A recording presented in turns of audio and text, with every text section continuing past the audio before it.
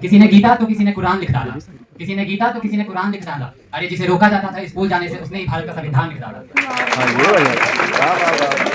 माननीय मुख्य अतिथि, आदरणीय शिक्षकगण एवं प्यारे साथियों, आप सभी को संविधान दिवस की हार्दिक शुभकामनाएं। मेरा नाम आर्यन चंद्र सिंह और आज मैं आपके सामने एक ऐसे विषय पे अपने विचार प्रस्तुत करने आया हूं जो हमारे देश की दिशा और भविष्य को प्रभावित करती है। युवा और संविधान, युवा नागरिकों की जिम्मेदारियां।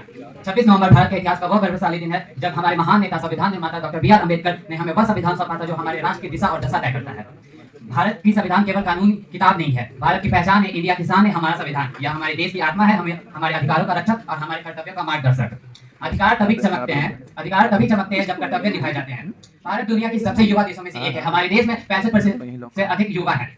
यानी भारत का भविष्य, भारत की प्रगति और भारत का परिवर्तन सब कुछ युवाओं के हाथ में है। युवाओं की ऊर्जा, दृष्टि, नवाचार यह देश को बदलने का सबसे मजबूत शक्ति है। हमारी युवा शक्ति में अपार क्षमता, अपार ऊर्जा, अपार संभावनाएं, लेकिन इस संभावना का सही उपयोग तभी होगा जब इस संविधान की समझ देश के प्रति जिम्मेवारी के जीवन में अपनाएंगे। बाबा साहब ने कहा था, शिक्षित बनो, संगठित रहो, संघर्ष करो। यह सिर्फ एक नारा नहीं है, हर युवाओं के जीने की दिशा है। उन्होंने ये भी कहा था, constitution is not just a document, it is a vehicle. यानी संविधान सिर्फ पढ़ने की चीज नहीं है, संविधान हमें दिशा देता है, हमें जिम्मेवारी संविधान हमें दिशा देता है। अब हमारी जिम्मेवारी है कि हम उस दिशा को अपनाएं।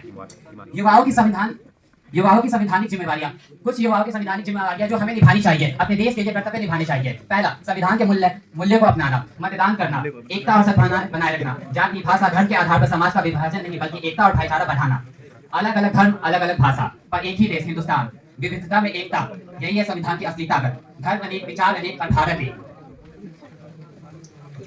साथियों, संविधान ने हमें अधिकार दिया, अब हमारी जिम्मेवारी है कि हम देश को जोड़ें, समाज को शिक्षित करें और बाबा साहब के सपनों का भारत बनाएं। अगर युवा जागरूक होगा तो लोकतंत्र मजबूत होगा, अगर युवा जिम्मेवार होगा तो भारत विश्वगुरु बनेगा। आइए संकल्प लें, मैं संविधान का सम्मान करूंगा, मैं एक जिम्मेवार युवा नागरिक बनूंगा। अतः मैं अपनी वाणी को विराम देता हूँ, बस यही आपसे कहना चाहता हूँ, मैं नहीं मानता हिंदू और मुसलमान को,